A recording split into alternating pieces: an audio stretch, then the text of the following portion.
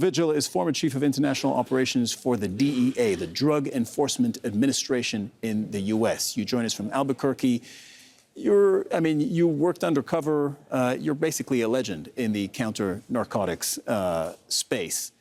I want to ask you a very simple question, because Donald Trump wants to punish Canada, Mexico, and the Chinese for bringing in fentanyl. Who actually brings in the fentanyl into the U.S.? It's primarily brought into the United States by American citizens using legitimate ports of entry along the Mexican border.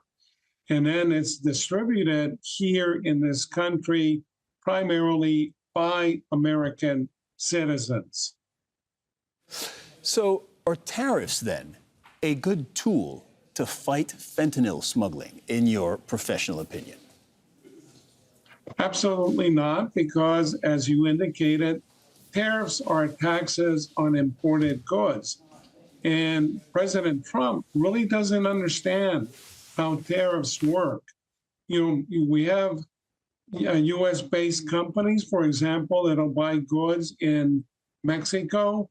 And if you have tariffs imposed on Mexico or Canada for that matter, then the U.S. companies that buy products in these countries will pay for the tariffs, and then they'll pass that cost on to the consumers here in the United States. So it's a ridiculous tactic to start a trade war to try to control, the smuggling of fentanyl.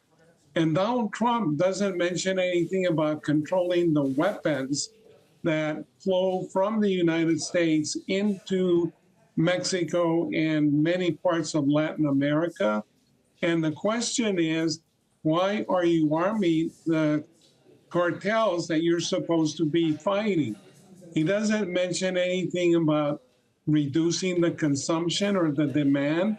And if there's no demand, there's no drug smuggling here.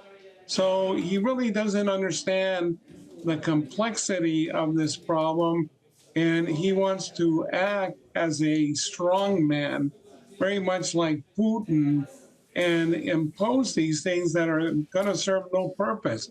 If you're going to attack this problem, instead of hitting allies like Canada, like Mexico over the head with a sledgehammer, you have to build bridges. You have to build, cooperation. And well, Michael, can I pause for a second? That. If you don't mind, I'd like to jump in, because Mexico and Canada both took Trump seriously when he said you have to crack down on fentanyl smuggling, and they both took action. Mexico sent 10,000 soldiers at the U.S.-Mexico border to inspect more cars, inspect more trucks going into the U.S. And Canada spent $1.3 billion with more helicopters in the sky, as they tell it, and more boots on the ground, and a joint task force with the U.S. Are those things good tools to crack down on fentanyl smuggling?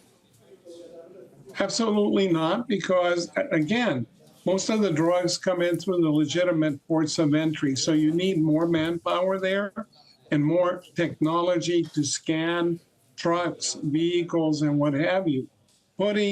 Mexico putting 10,000 soldiers along the border is having no impact. Canada doesn't produce that much fentanyl, and they're going along with the program trying to appease Trump and not have tariffs imposed on them.